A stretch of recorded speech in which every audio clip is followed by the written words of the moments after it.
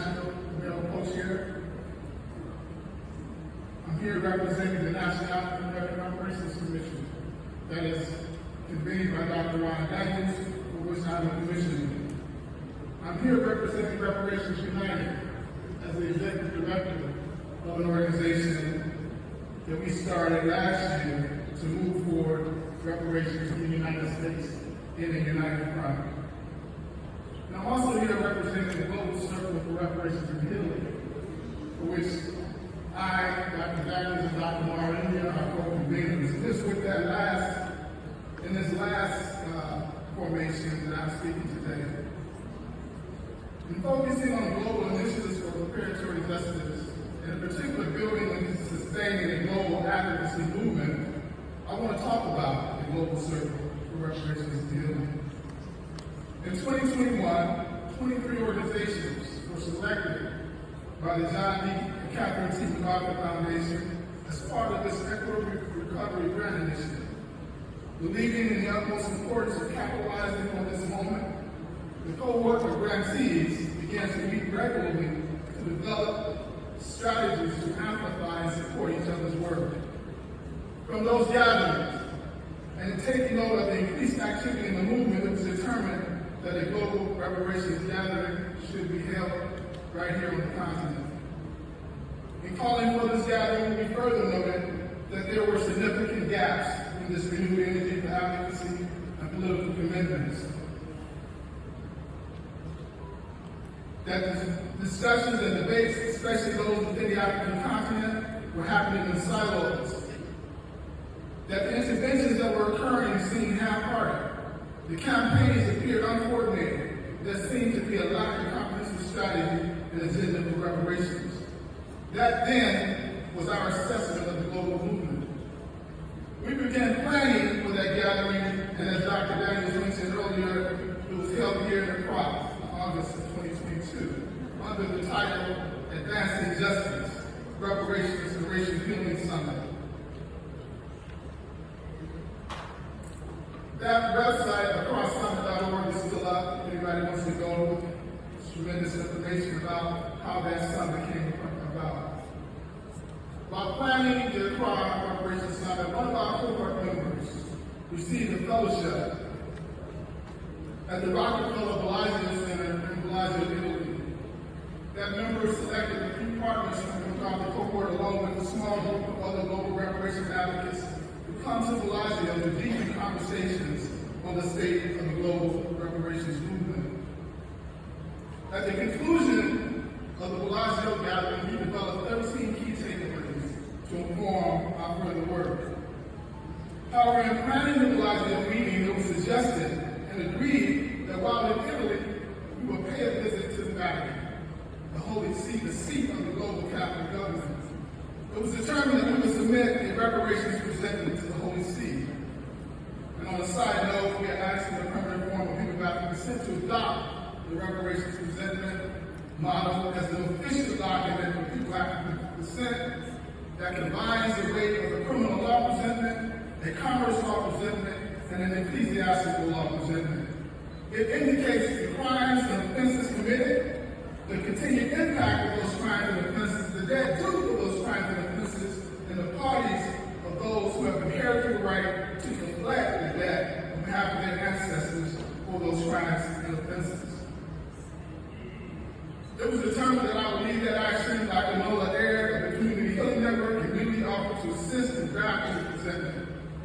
In identifying the crimes of the Catholic Church, I lean heavily on a previous document that I wrote in 2017 on Pope Francis' visit to the United States, and a document shared with me by Sipiwe Balanta that also laid out the crimes and applicable international statutes in regards to total war crimes, and crimes against humanity. In essence, we charge the Church in inaugurating the transatlantic colonization wars on Africa, a term coined by Professor Shirazi, whose name was mentioned earlier today as well. Sipiwe quoted earlier in this conference a section of the Edict of the Dunda versus Papal Bull that ordered the Portuguese to go into Africa to invade, pillage, plunder, and submit the people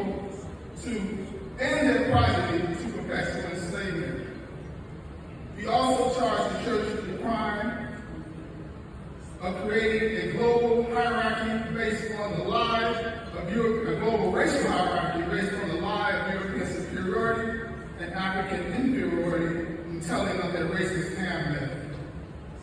As stated, we indicated the continued impact of those crimes on the entire African world and the reparatory debt that was due. We presented this document to the Secretary of the Dicastery of Culture. That presentment is on the Global Circle for Reparations and Healing website, gcrh.org. It is translated into Italian, English, Portuguese, Spanish, and French. As stated earlier, the languages that most people in the African world speak. We left Rome prepared to meet in Africa here in Accra. The summit was co-hosted by the African Commission, African Union Commission, the African Transitional Justice Legacy Fund, the African American Institute, and Global Black. It served as an opportunity to leverage on existing initiatives, to bring on board strategic conversations and explore the possibility of harnessing various interests and aspirations from around the globe. The summit presented opportunities for holistic discussions and reflect on the legacies of the transatlantic slave trade, enslavement in the Americas, colonialism, and strategies for reparations and healing. It was both a continuum and a launching point for renewed and revitalized action toward reparations and racial healing around the world. Additionally, the Accra Summit sought to create a platform for the unification of the Transcontinental Plan for reparations by providing an opportunity for the various actors on the continent and from the diaspora to commit to redefining strategy, build bridges, and engender trust in this global campaign. Finally, we sought to explore healing approaches from the continent as well as truth and healing dialogic processes to unpack the role of Africans in the transatlantic stabilization of world dynamics.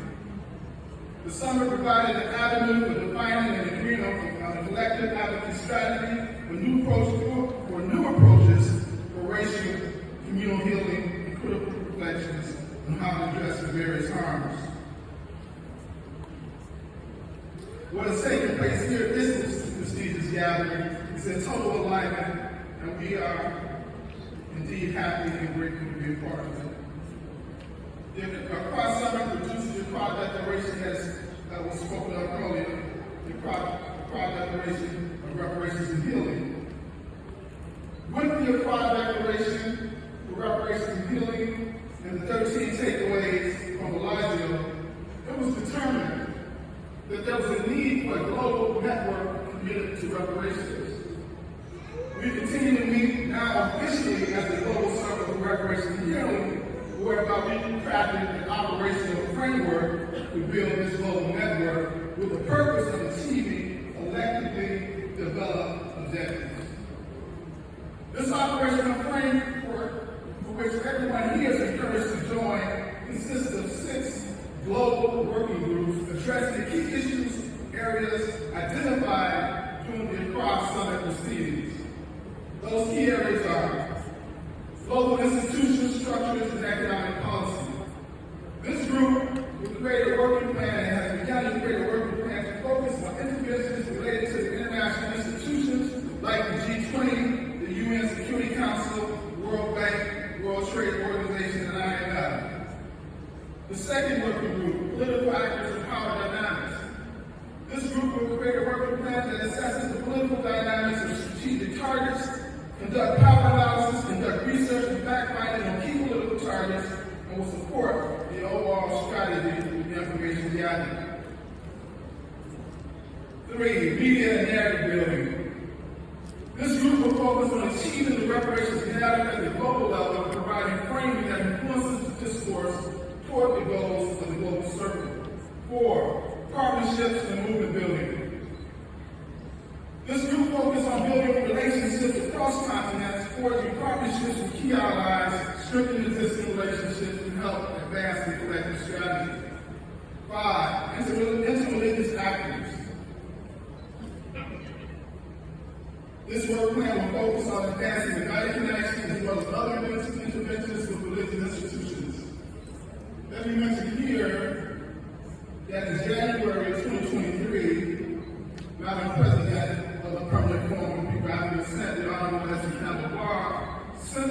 to the Pope, furthering our collective claim for repair that we began with our visit to the church in July of last year. 2 months later, a joint letter from the Dicastery of Culture and Education was issued a statement denouncing but not rescinding their 15th century papal bulls, which was one of our demands in our resentment. In denouncing these papal bulls, they were sure to do so only in regards to indigenous peoples of the Americas.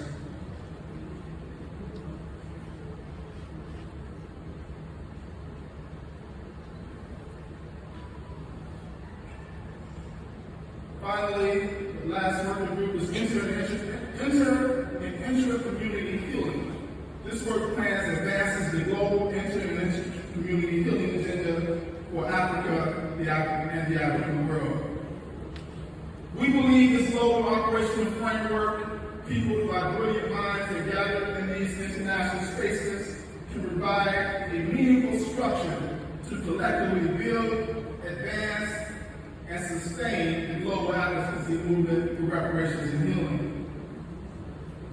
There have been great ideas that have come out of this conference that can be furthered within this operational framework. So again, we encourage you to go to gcrh.org and sign on to one of the working groups.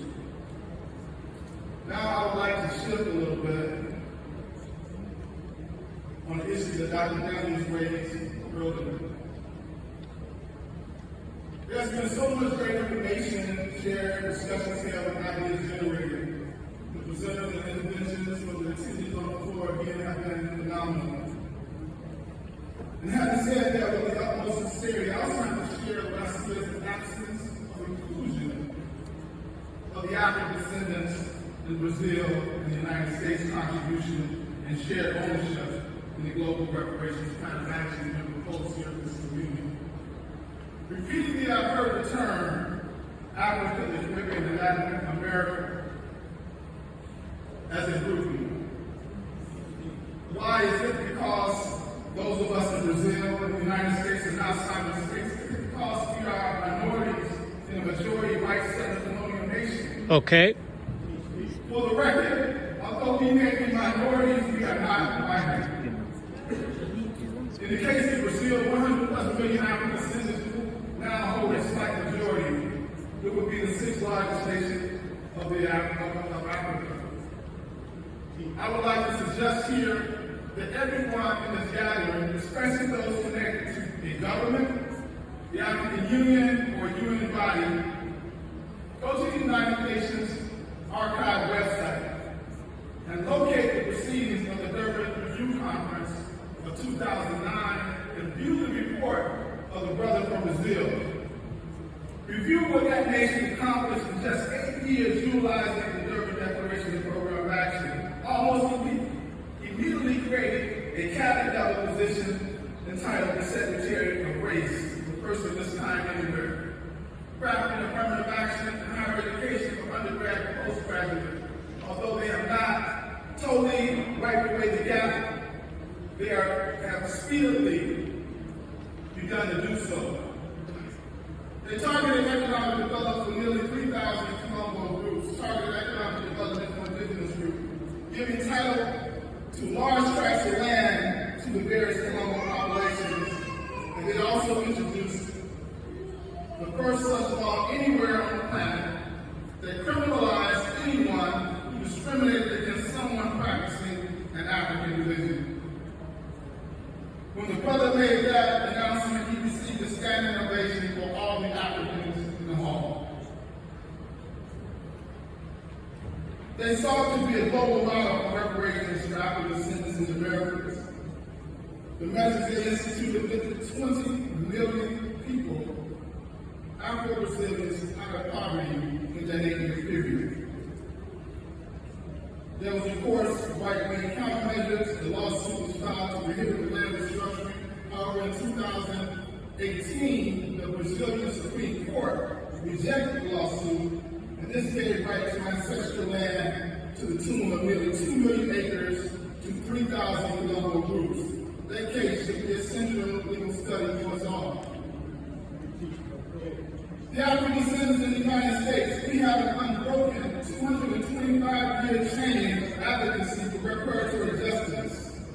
In 1788, Belinda World successfully sued the state of performing slavery for 50 years of stolen labor, successfully sued in 1788 and received reparations.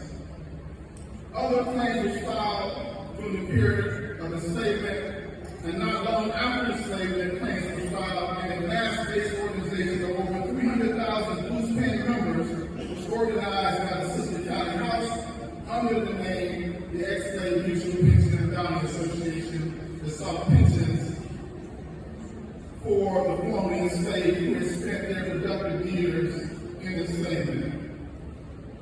The Garvey movement sought reparations and repatriation with resources. Three members of the Garvey movement had monumental impact on the current struggle for reparations in America. Leonard Kamm, the first Rasta. Elijah Poole, who later became the Honorable Elijah Muhammad, who founded the Nation of Islam, had one of his 10 points of what the Muslim wants, reparations. And Queen Mother Moore, who inspired the Republic of New Africa that saw 5 separate states in the U.S. as reparations for the Black Panther Party, who also included reparations in this 10-point program, and also inspired leaders of what would eventually become the National Coalition of Black and Reparations in America, who have a 36-year history of reparations advocacy. But we are also here, as Dr. Daniels, but I also want to know that Dr. Daniels did, the California Reparations Task Force, including its 2-year report. As Dr. Grills, please stand up. California, Dr. Grills is one of 9 members of the California Reparations Task Force. California is has the largest economy in the United States. We're the 5th largest economy in the world. The task force was charged to study and develop reparations proposals for Black Californians, and in July, it presented its findings to the governor and to the California legislation in the form of a 1,100-page document detailing 14 major areas of continuing impact and over 440 initiatives to address that continuing impact, the first of any kind globally. Evanston, Illinois, led by someone very dear to me, former city councilman Robin Simmons, who received an invitation. Another Balanta descendant. To this event, however, So Robin is another Balanta descendant. set and stipulated that she could not clear up her schedule for 7 days, and what it took for her to be here this entire conference. Robin Simmons was deemed by one of our ancestors in the movement as a Rosa Parks of the reparations movement.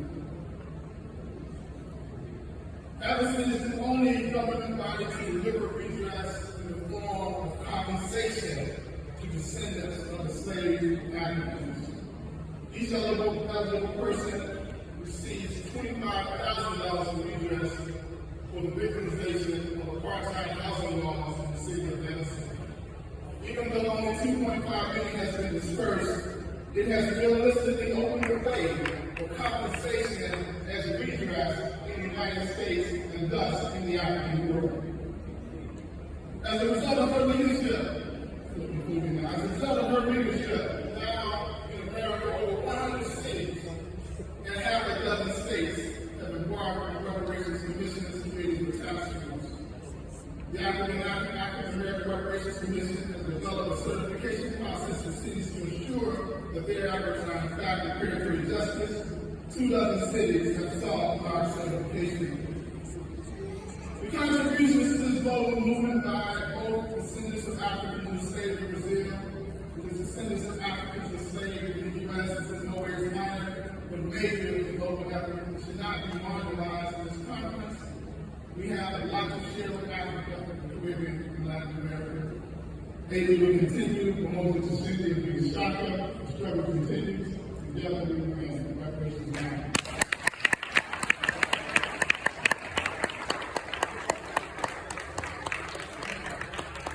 Of course, we recognize that we have a lot of ideas to come from the floor, and so we would like to sort of expedite the next 2 presentations. I don't want to